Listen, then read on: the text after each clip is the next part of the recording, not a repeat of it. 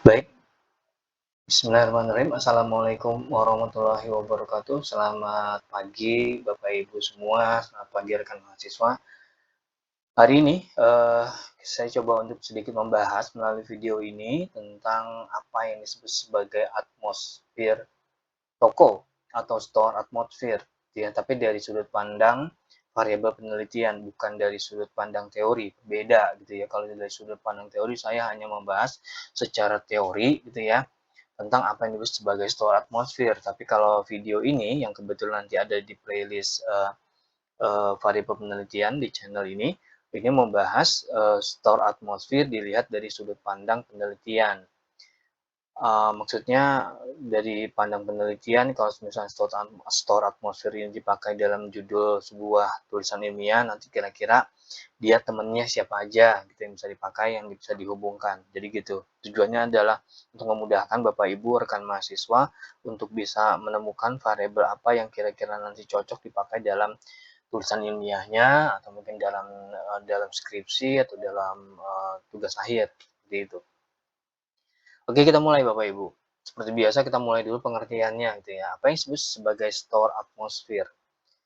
Secara sederhana disebut sebagai store atmosfer adalah keseluruhan elemen fisik dan lingkungan toko yang dirancang untuk menciptakan suasana tertentu yang akhirnya tujuannya mempengaruhi perilaku dan perasaan konsumen.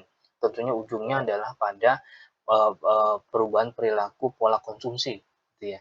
Jadi ini adalah seluruhan elemen fisik dan lingkungan, gitu. Ya.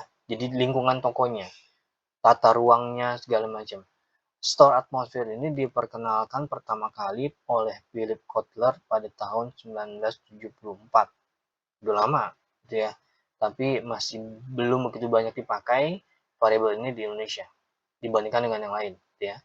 Jadi store atmosfer cukup menarik juga untuk dibahas. Kenapa? Karena tadi eh, segala sesuatu yang bisa mempengaruhi konsumen, tapi ini dilihat dari sudut pandang dari si elemen fisik dan lingkungan dari toko gitu ya. Jadi ini menarik juga karena dia bisa mempengaruhi psikologis dari si pembeli gitu ya. Nah, elemen-elemen yang bisa meliputi atau yang terkandung dalam store atmosfer adalah pencahayaan, terlalu redup, terlalu terang gitu ya. Ini juga mempengaruhi warna. Saya sudah pernah membaca dari sudut pandang psikologis, rupanya warna itu memberikan efek psikologis tertentu. Misalnya warna biru membuat situasi menjadi beda bila misalnya kita menggunakan warna merah atau warna hijau gitu ya. Aroma ini juga menggugah dari sensor kita untuk bisa membeli barang atau membeli sesuatu gitu ya, atau produk atau jasa gitu. Kalau misalnya pernah lewat dari toko kopi gitu ya, atau gerai kopi, coffee shop, atau mungkin yang jual roti juga, itu baunya itu menggugah banget. Itu adalah termasuk dalam store atmosfer gitu ya.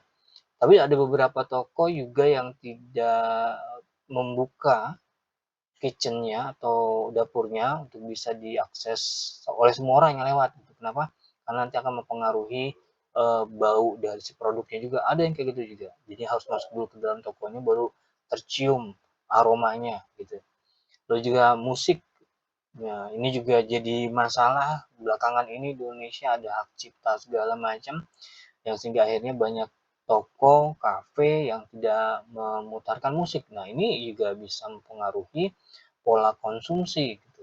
Pola konsumsi atau pola pembelian. Pemerintah harusnya ikut campur. Kalau misalnya pemerintah maunya ini menjadi bergulir ekonominya, ya salah satunya juga harus memikirkan ini store atmosfer, salah satunya dari segi musik gitu. Lalu tata letak, estetik atau enggak, instagramable atau enggak, itu juga menentukan gitu ya, khususnya untuk anak-anak generasi muda seperti Gen Z dan Gen Alpha. Ini juga penting banget. Suhu, lalu dekorasi, atau mungkin juga nanti ada apa ya, tempat duduknya gitu ya, sehingga akhirnya nanti tujuannya adalah untuk meningkatkan kenyamanan, menarik perhatian, dan juga memotivasi si pembeli untuk mengambil keputusan pembelian gitu. Misalnya, kayak saya masuk ke toko atau ke, coffee shop gitu ya, begitu saya datang saya pasti tercium bau kopinya, gitu. Begitu tercium bau kopi, saya mau beli kopi, memang kedatangan itu mau beli kopi. Tapi rupanya tercium juga aroma dari rotinya atau aroma dari kue keringnya, itu menggugah juga dan terusnya tujuannya sekali lagi untuk membuat saya menjadi akhirnya nggak mau beli jadi beli gitu ya. Ini ada atmosfer store. Pertanyaannya, eee, apakah atmosfer store itu sama dengan impulse buying? Enggak, impulse buying adalah dorongan untuk membeli barang. Salah satunya bisa ditingkatkan dengan cara memaksimalkan store atmosfer gitu. Jadi ini ya, ada hubungan di antara dua hal itu. Nah, kalau misalnya store atmosfer ini menjadi variabel bebas, sorry, kalau misalnya atmosfer menjadi variabel terikat, ini variabel bebasnya. Jadi ini semua adalah variabel-variabel yang bisa memengaruhi terjadinya atmosfer store. Pertama, pencahayaan dan warna yang tadi saya bilang tuh. Terus tekstur lantai dan dinding ini juga instagramable apa enggak, ketinggian plafon ini juga menentukan juga kalau terlalu pendek nanti terlalu sempit nanti dipandang mata sehingga akhirnya nanti tidak nyaman. Tapi kalau misalnya lebih lowong, lebih lapang, lebih terbuka gitu ya, atau misalnya juga dindingnya itu terbuat dari kaca sehingga akhirnya tidak seperti masuk ke dalam sebuah kotak gitu ya, ini juga akan membuat konsumen menjadi nyaman. Lalu juga ada juga kerapihan display, signage seperti tulisan nih come in, we are open gitu, atau mungkin ada neon neon sign gitu gitu, gitu. Itu juga membuat kita menjadi lebih betah. Jadi store atmosphere ini adalah salah satunya yang bisa ditingkatkan dengan cara ini, meningkatkan kesan modern atau tradisional. Itu juga penting banget. Misalnya kalau misalnya saya mau makan makanan Sundaan gitu ya, kayaknya nggak cocok kalau misalnya pakai uh, modern kayak gitu ya. Lalu berikutnya adalah suara ambient, misalnya ada mengirinkan musik yang pelan atau mungkin suara hujan atau suara burung gitu juga membuat kita menjadi lebih nyaman gitu ya. Lalu juga di sini jumlah dan posisi kasir gitu ya, termasuk juga tata letak dari displaynya ada di mana segala macam gitu ya, pencahayaan dan seterusnya. Ini ada beberapa banyak hal yang berhubungan dengan store atmosfer.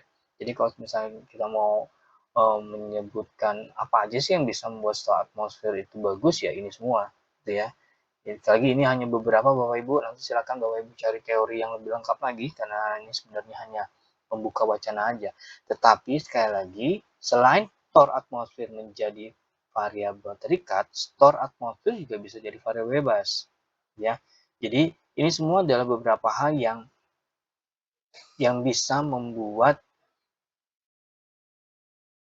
store atmosfer ini mempengaruhi gitu ya. Jadi store atmosfer bisa mempengaruhi berapa waktu belanja kita. Kalau kita udah nyaman dengan lingkungannya, kita biasanya akan berlama-lama dari situ gitu ya. Ini mempengaruhi perilaku konsumen. Juga mempengaruhi niat beli, yang awalnya nggak niat beli akhirnya jadi beli gitu. Jadi makanya saya bilang tadi, apa hubungan antara store atmosfer dengan apa namanya itu tadi, impulse buying gitu ya. Kenapa? Karena kalau kita punya toko yang nyaman membuat konsumen jadi betah di situ dan akhirnya dia awalnya nggak beli jadi beli gitu. Lalu juga membuat layanan itu layanannya jadi terpuaskan si konsumen. Jadi konsumen jadi enak ada di situ gitu loh.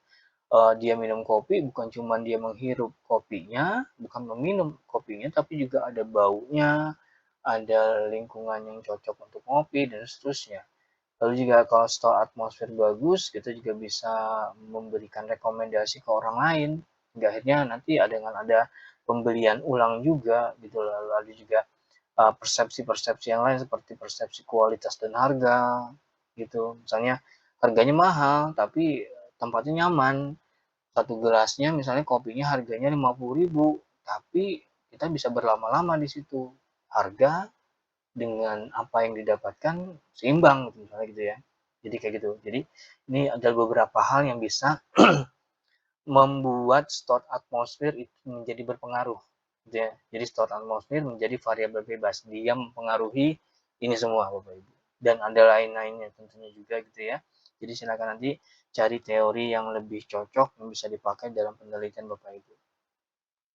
Kesimpulan dari video ini adalah store atmosphere merupakan alat yang cukup strategis, cara yang cukup efektif untuk mempengaruhi perilaku perasaan konsumen secara signifikan. Itu jelas. Semakin kita bisa memperhatikan store atmosphere, semakin nyaman juga toko kita di mata para konsumen. Semakin betah juga mereka dari situ. Dan ini sekali lagi mendorong keberhasilan dari produk yang kita jual. Gitu ya, mungkin harganya sedikit lebih mahal, tetapi kalau misalnya layanannya, tempatnya itu nyaman buat konsumen, maka nggak akan tertutup kemungkinan, bahkan terbuka sangat lebar kalau misalnya mereka akan datang lagi, jadi loyalitas terhadap produk atau merek yang kita tawarkan. Seperti itu. Sepertinya sekali lagi Bapak Ibu, saya mau mengingatkan bahwa ini adalah satu aja variabel penelitian yang bisa diambil. Silahkan nanti dicari temennya, yang tadi kan udah ada ya. Gimana kalau variabel ini jadi variabel terikat, atau gimana kalau variabel ini jadi variabel bebas.